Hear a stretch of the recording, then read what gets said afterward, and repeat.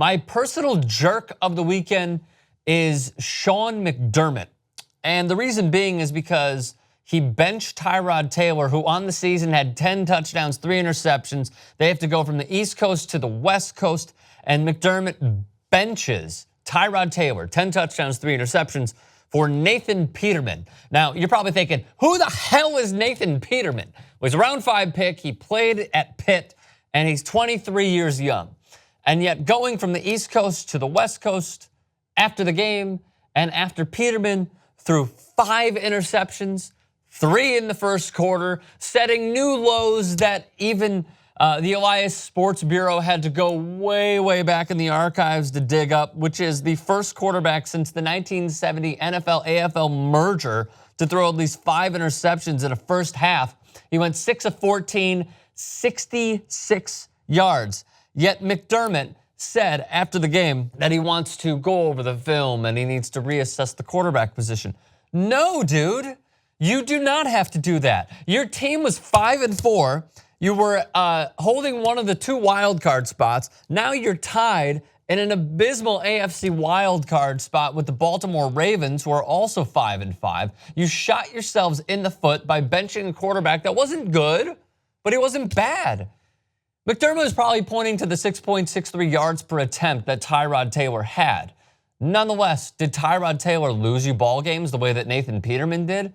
No, absolutely not. So Shawn Mcdermott, rightfully so, the jerk of the weekend for not realizing what he had in Tyrod Taylor, going for a literal, sorry for the pun, Hail Mary, and falling flat on his face by trying to get his guys riled up by, oh, look at the heart of this young kid. Look at how much he's putting out on the field. No, it backfired completely in his face, because this is not what NFL head coaches are supposed to do.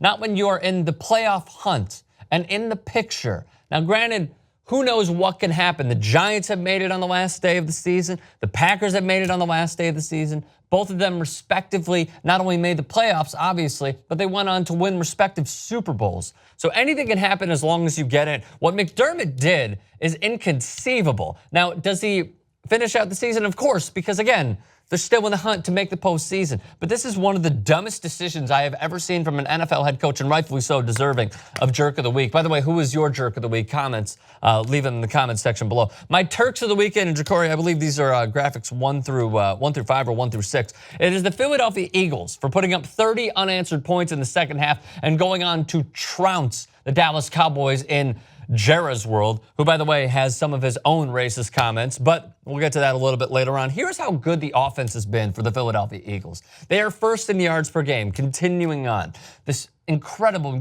offense. They are first in points per game. Surprisingly enough, the LA Rams are second. Their rushing yards per attempt, they are up there with the Jacksonville Jaguars, and also in yards per game as well. Continuing on with this team, they lead the league in total points. Up 17 on the LA Rams, who are an offensive juggernaut, up 18 on the New Orleans Saints as well. This is defensive points per game allowed. They are in the top 8, and this is dealing with injuries to Ronald Darby, along with Jordan Hicks defensively. For sacks total, they are in what you could say is the top 4. There are so many teams tied, but still, 29 sacks. As well with that. The defensive coordinator, Jim Schwartz, is certainly proving a lot. Is that it, by the way, for all the team statistics? No, moving forward. Red zone offense, they are first. This not only attests to how well their defense has played to force many 3-and-outs, their special teams giving them good field position, and their offense converting where it matters most. So the opposite of that, red zone defense, where do they rank as well via teamrankings.com? Top 10. That is how good and how well this team has played. Again, dealing with so many injuries to the likes of, as I mentioned, Ronald Darby, Jordan Hicks, Caleb Sturgis was injured in this game, and they had to use a non-kicker as their kicker for kickoffs, and actually they performed pretty well. Against the NFC East, they are 4-0. Their running game is awesome with LeGarrette Blount, Jay Ajayi, and then a way to completely screw you as fantasy owners, whether it is by weekly or by season. Who scored touchdowns? Corey Clement, and then Kenyon Barner from 4 yards out. Carson Wentz, we did a topic We had this topic last week, Jason and I did, between Carson Wentz and Dak Prescott, who's the better quarterback. I think it is very clear cut at this point that it is Carson Wentz. There is a reason that he is leading, it seems like, many voters for the MVP, so rightfully so, Carson Wentz proving his worth with an incredible stat line once again, and this red zone, or him in the red zone going 3 of 6, and this red zone offense performing very, very, very, very well.